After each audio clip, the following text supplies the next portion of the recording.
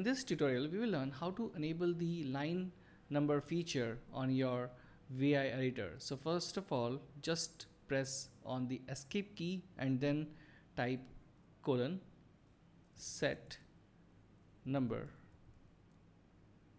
Now it will show us the line numbers. So if you want to go to any specific line number, you can just type and then the line number, for example 30.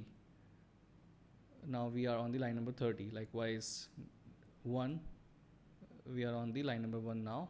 25, now we are on the line number 25. So this is how you enable that feature of showing the line numbers. And if you want to disable that, or if you want to just turn it off, you can just type set no number. Now those line numbers will be gone. So this is how you enable or disable the line numbers feature on your VI editor.